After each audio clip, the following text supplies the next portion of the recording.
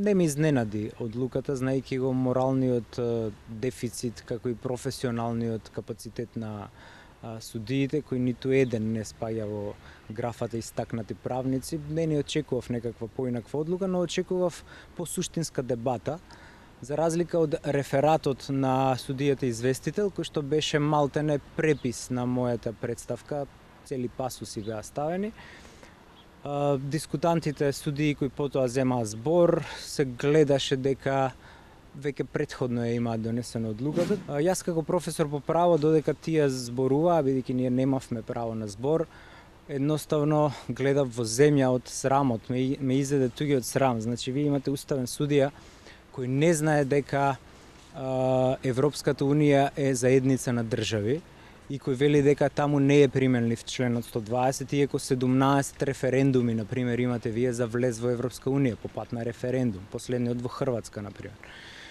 Или имате уставен судија кој што вели да, одлуката не ги содржи сите есенцијални елементи, но може да помине. Значи, такво нешто во правото, такви релативизации се недозволиви, тоа се импровизации од највисока категорија, така што не сум разочаран од одлуката. Ова беше тест за правната држава, се гледа дека ние немаме капацитет како општество да застанеме на патот на неправдата. Судот требаше само да цени. Значи, тоа е фактограф, немаше ни потреба да толкува, бидејќи е толку јасно во уставот напишано, така што оваа одлука ќе има далекосежни последици по правната држава. Веројатно некои идни студенти, магистранти или докторанти ќе пишуваат тези на ваквата одлука или докторски дисертации.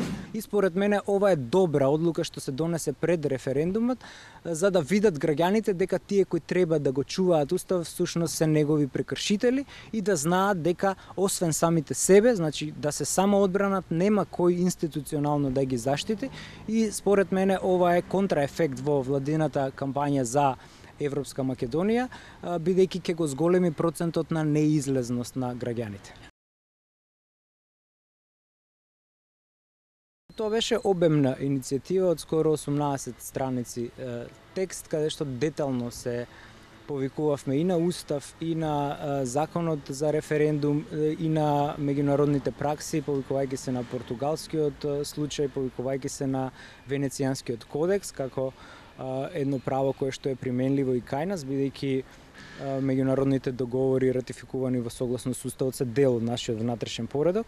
Меѓутоа ништо од тоа не беше сериозно разгледувано.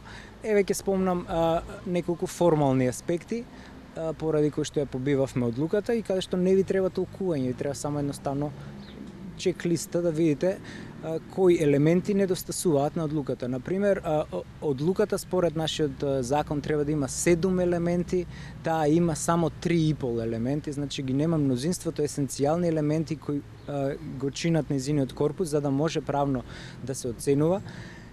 Тоа е формалната причина и кога имате формален пропуст, Уставниот суд само констатира и поништува, значи бидејќи е прекршена процедура. Така беше ако ви текнува со референдумите во овие југоистокот за рудниците. Се отвори расправа во судот, каде што сите судии кои гласа против поведување постапка потврлија, впрочем не ни навлегува. Именно нашиот устав не познава консултативен референдум за сојузување, што е најголемата правна грешка.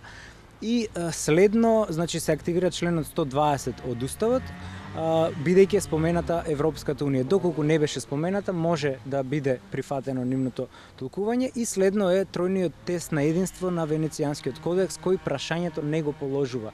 Имено во прашањето се измешани баби и жаби, значи е ставена Европската унија како засебен ентитет, односно како сојуз на држави, потоа НАТО како меѓународна организација и Преспанскиот договор без целото име, значи како смоквин лист се крие суштината, а тоа е суштината е преименување на државата во Република Северна Македонија. Уставниот суд не суди во инстанци, туку тоа е прва и последна инстанца, значи против негова одлука немаме право на жалба како подносители на актот. Тоа значи дека веќе нема правни пречки за да се одржи референдумот и тој ќе се одржи. Сега, проблемот настанува што од после референдумот.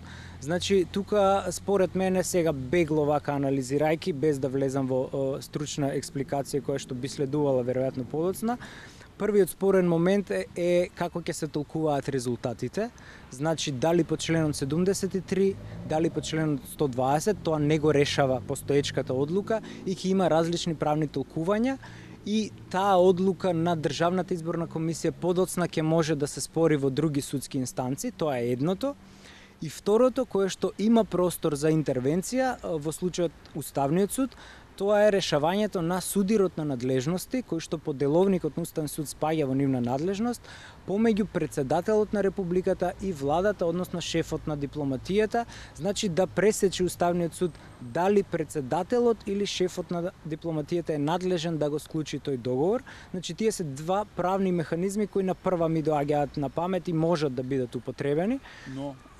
Но по референдумот, да. Пред референдумот веќе не постојат правни процедури со кои што би можеле да се стават во погон за да се стопира, тоа значи дека ќе одиме на референдум на 30.